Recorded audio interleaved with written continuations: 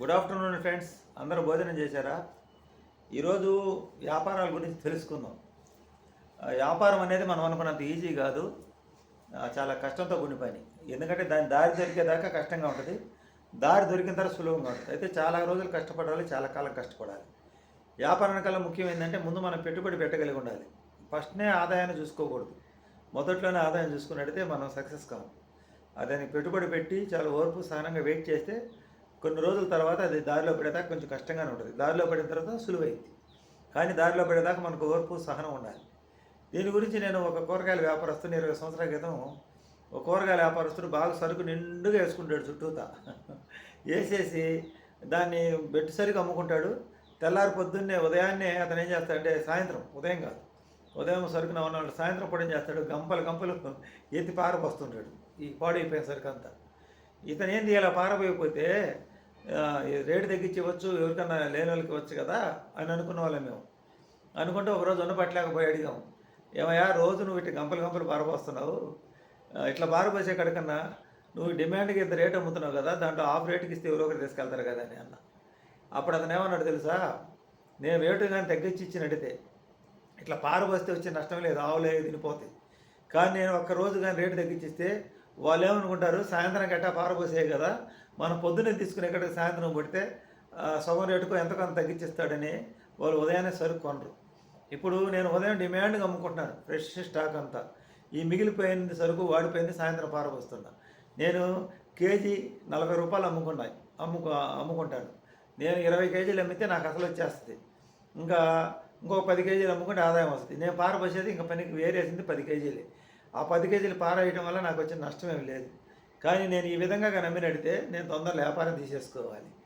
ఎందుకంటే రోజు ఏమంటారు, నువ్వు ఎట్టా పారపోసేవి కదా, పచ్చి వ్యాపారమే కదా, మాకు తగ్గించి కదా, రోజు అదే విధంగా అడుగుతారు.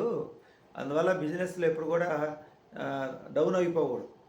డౌన్ అయిపోతే ఇబ్బంది పడతాం. కూరగాయల వ్యాపారమైనా కాయల వ్యాపారమైనా ఏంటని మీరు చూశారు కదా, కాయల వ్యాపారం వాళ్ళు కూడా పాడైపోయినా పడేస్తారు, కానీ వాళ్ళు రేటు తగ్గించేవారు.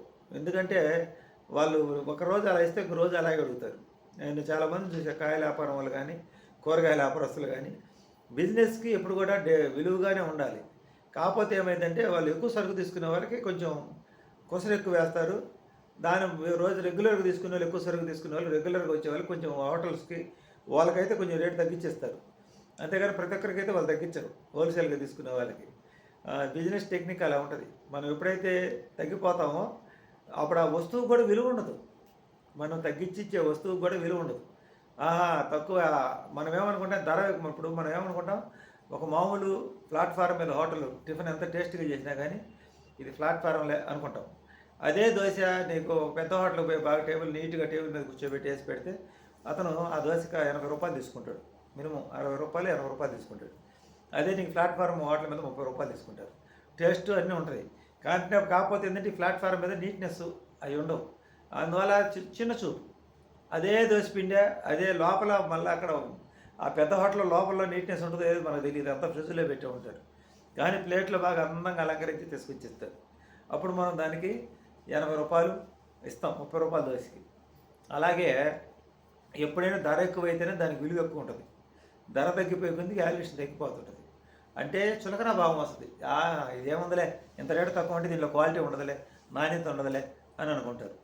చాలామంది కూడా ఈ వ్యాపారంలో చాలామంది ఈ టెక్నిక్ని, ఈ సూత్రాన్ని పాటిస్తారు. మనం అనుకుంటాం వీళ్ళు ఖాళీకి కూర్చుంటారు, వీళ్ళు ఎంతకంటే అంతకు అమ్ముకోవచ్చు కదా అని అనుకుంటాం. కానీ వాళ్ళు ఖాళీకి కూర్చోడానికి ఇష్టపడతారు, అలా అమ్ముకోరు. అలా అమ్ముకుంటే ఏంటంటే ఇంకా తర్వాత బిజినెస్ని వాళ్ళు చేయలేరు. డిమాండ్ అనేది ఉండదు. ఎప్పుడైనా కూడా మార్కెట్లో డిమాండ్గా అమ్ముకుంటేనే దానికి వాల్యూ ఉంటుంది. వ్యాపార లక్షణం అది. ఇప్పుడు నేను నా పని చాలామంది అంటారు, నీ పని చేసేటప్పుడు రేటు తగ్గించేసి కదా అని. రేటు తగ్గించినంత మాత్రం రారు మన దగ్గరికి. వాళ్ళకి అవసరమైతేనే వస్తారు. మన పని బాగుంటేనో వాళ్ళకి అవసరమైతేనే వస్తారు. అందుకని నేను ఎప్పుడు కూడా పని లేకపోయినా ఖాళీగా కూర్చుండగా రేట్లు తగ్గించి నేను చేయను. ఒకసారి చేసామంటే ఇంక ఒళ్ళు నొప్పులు, తలనొప్పి, జ్వరం వస్తుంది, కానీ మనకి రేట్లు తగ్గించినంత మాత్రం రారు. నేను 2022లో రేట్లు పెంచాను ఆ పనికి. రేట్లు పెంచేవరకు ఏమైందంటే నాకు ఆ సంవత్సరం పని బాగుంది. అదే 2023లో రేట్లు తగ్గించా. ఎందుకు తగ్గించా అంటే పోటీ ఎక్కువైంది. రేట్లు తగ్గిస్తే పని ఏమైనా పెరిగిందా? ఏం పెరగల. ఆ రేట్లు తగ్గించడం వల్ల నాకు వచ్చే ఆ 4-5 ఖాతాలు కూడా తగ్గించాల్సి వచ్చింది. 4-5 ఖాతాలకి రోజుకు ఒక హెడ్ 2 హెడ్లు అంటే ₹200 తగ్గిద్ది గతంలో మేము చూసుకుంటే. ఆ ₹200 లెక్కన నెలకు 30 హెడ్లు చేస్తే నెలకు 30 హెడ్లకి ₹100 లెక్కన చూసుకుంటే ₹3000 తగ్గిద్ది. ఇప్పుడు అసలే మనకు పని తగ్గింది, ఆ 3000 కూడా తగ్గింది. చూశారు కదా! ఇంకా డౌన్ అయిపోయాను నేను. పోనీ మళ్ళీ ఇప్పుడు పెంచామంటే అవి వచ్చే నలుగురు కూడా రాదు. అలా ఉంటుందన్నమాట. రేట్లు తగ్గిస్తే విలువ తగ్గిపోద్ది. ఎప్పుడైనా క్వాలిటీ ఇవ్వాలి, క్వాంటిటీ ఇవ్వాలి, రేటు కరెక్ట్గా మెయింటైన్ చేయాలి. కొంచెం సంక్షోభాలు వస్తాయి, దాని పోటీ ఎదుర్కోవాలి. ఇది పనిలో అయినా వ్యాపారంలో అయినా. కాకపోతే వ్యాపారంలో ఏమైందంటే స్టాక్ ఎక్కువ ఉన్నప్పుడు 4 వస్తువులు తీసుకునే వాళ్ళు తగ్గించేవాళ్ళు. అంటే ఎక్కువ కొనేవాళ్ళు ఎక్కువ కొనేవాళ్ళు తగ్గించవచ్చు. పని వేరు, వ్యాపారం వేరు. బట్టల వ్యాపారం కానీ, ఈ కూరగాయల వ్యాపారం కానీ, కాయల వ్యాపారం కానీ, వాళ్ళు ఎక్కువ సరుకు 4 రకాలు తీసుకునే పడితే వాళ్ళ 4 రకాల వాళ్ళకి ఇది కూడా తీసుకోండి, ఇది కూడా తీసుకోండి, ఇది కూడా తీసుకోండి అని ₹10 తగ్గించి ఇట్లా తప్పు లేదు. కానీ ఒక రకం తీసుకునే వాళ్ళకి రేటు తగ్గించిస్తే రోజు వాళ్ళు తీసుకునేది తక్కువ, వాళ్ళు 10 మందికి చెబుతారు నేను ఇంతగా తెచ్చానని. అదనమాట ఆ కూరగాయలు పారిపోయే శాతం నాకు చెప్పినటువంటి వ్యాపార సూత్రం ఇది. ఒక రోజుగా తగ్గించి కనిస్తే ఇంక రోజు వచ్చి నుంచుంటారు. ఇంకెట్టా పారిపోసే కదా కాసేపు ఆగితే అయ్యేదో మాకే ఇచ్చి కదా అంటారు. ఆ వ్యాపారానికి విలువ తగ్గిపోయింది. ఆయన మా కూరగాయలు అతను చెప్పిన సూత్రం ఇది. ఆ సూత్రం అనేది పాటించిన వాళ్ళు బాగానే ఉంటారు.